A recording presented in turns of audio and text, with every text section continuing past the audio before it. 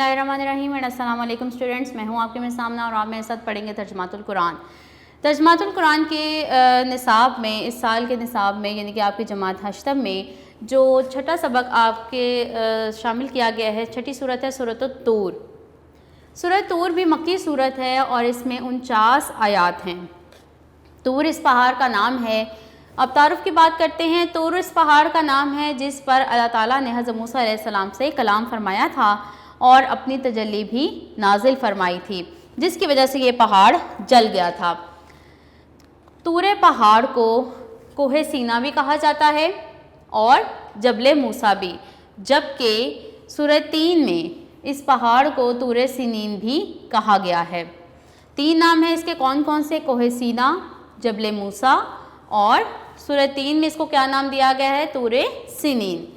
मरकज़ी मौजू की बात करते हैं। तौहीद, रिसालत और आखरत का बयान, ये तीनों चीज़ें इसके मरकज़ी मौजू में शामिल हैं। और जैसे कि मैंने आपको पहले भी हम अपने प्रीवियस लेक्चर में भी इसको डिस्कस करते आए हैं कि जो मक्की सूरतें हैं उनमें ज़्यादातर जो मरकज़ी मौजू है वो अकाइद के बारे में, क़यामत और आखरत के हालात व वाक़यात के बारे में, साबका कौमों के अहवाल के बारे में ही ज़िक्र मिलेगा। अब बात करते हैं इसके मज़ामीन की। तो मज़ामीन में सबसे पहला पॉइंट ये है कि सूरत तूर में बयान किया गया है कि क़यामत का दिन ज़रूर आकर रहेगा और इस दिन नाफरमान अल्लाह ताला के अज़ाब में होंगे, जबकि फरमाबरदार अल्लाह ताला की नेमतों में होंगे। दूसरी बात है कि इस सूरत में तौहीद, रिसालत और आखरत के बारे में बयान किया गया है। तौहीद यानी अल्लाह ताला की वहदानियत को मानना, अल्लाह ताला को एक मानना, अल्लाह ताला के साथ किसी को शरीक ना ठहराना। रिसालत यानी इस बात को तस्लीम करना कि इस दुनिया में जितने भी पैगंबर आए उन सबको अल्लाह ताला ने भेजा और सबसे पहले नबी हज़रत आदम अलैहिस्सलाम और सबसे आखिरी नबी हज़रत मोहम्मद रसूलुल्लाह खातमुन नबिय्यीन सल्लल्लाहु अलैहि वसल्लम हैं। इनके बाद कोई भी नबी नहीं आएगा और ये आखिरी नबी हैं, इसीलिए इनके नाम के साथ खातमुन नबिय्यीन लगाया जाता है। और जो भी इनके बाद नबूवत का दावा करता है वो झूठा है और दायरा इस्लाम से खारिज है। तीसरा इसमें किसके बारे में बताया गया है? आखरत के बारे में, यानी कि क़यामत वाक़या होने के बाद जो इंसानों के साथ मामला किया जाएगा, आखरत के हालात वाक़यात के बारे में बयान किया गया है। तो इन तीनों चीज़ों के बारे में बयान करते हुए मुशरिकीन जो थे, जो शिरक करने वाले थे, जिनको दावत इस्लाम दी जाती थी, उनके एतराज़ात का जवाब दिया गया है इनमें और उन्हें अज़ाब पहुँचने की खबर दी गई है। अब बात करते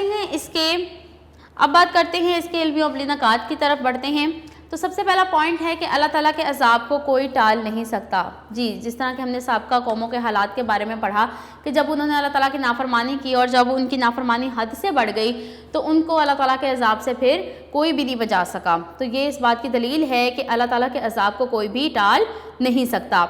अल्लाह ताला मोमिन औलाद को भी नेक वालिदैन के साथ जन्नत के आला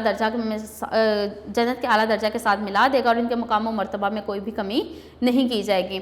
और मुशरिकीन जो कहते थे कि ये जो कलाम आप हमें सुनाते हैं इस तरह का कलाम तो हम भी बना लें, तो इस पर ये सूरत तूर की आयत 29 से 33 तक अल्लाह ताला ने इनके इस एतराज़ का जवाब दिया है कि कुरान मजीद ना तो शायरी है और ना ही किसी इंसान का बनाया हुआ कलाम, बल्कि ये अल्लाह ताला का बनाया हुआ कलाम है।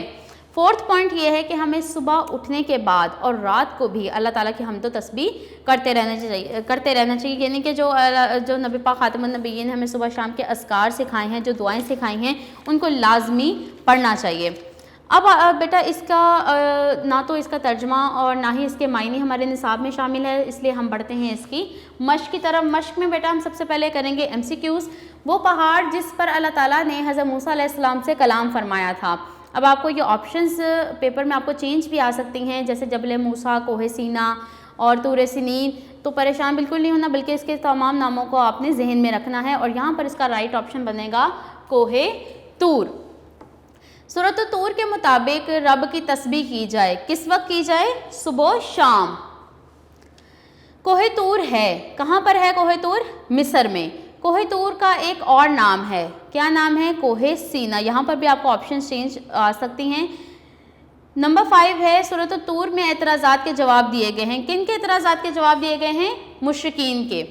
मुख्तसर जवाब दीजिए, सूरत तूर को ये नाम क्यों दिया गया? इसमें बेटा हम इसकी वजह तस्मिया लिखेंगे। सूरत तूर का मरकज़ी मौजू तहरीर करें, ये आएगा इसमें मरकज़ी मौजू, और चंद इसमें मज़ामीन के हम पॉइंट्स लिखेंगे। سورۃ الطور کے علمی عملی نکات میں سے 2 تحریر کریں، تو جو بھی بیٹا آپ کو اس میں ایزی لگے نکات اس میں سے آپ 2 لکھ سکتے ہیں۔ سورۃ الطور میں جن چیزوں کی قسم کھائی گئی ہے ان کے نام لکھیے۔ اچھا، یہ آپ کا یہ جو آنسر ہے پیج نمبر 47 پر آئیے، جہاں پر آپ کا یہ ترجمہ سٹارٹ ہو رہا ہے۔ تو پہلی 2 لائنوں میں چند چیزوں کی قسم کھائی گئی ہے سورۃ طور میں، تو ہم اس میں ان کے بارے میں لکھیں گے۔ جیسے دیکھیے فرسٹ لائن دیکھیے، کوہ طور کی قسم، لکھی ہوئی کتاب کی قسم، بیت معمور کی قسم، اونچی چھت کی قسم اور ابلتے ہوئے سمندر کی قسم۔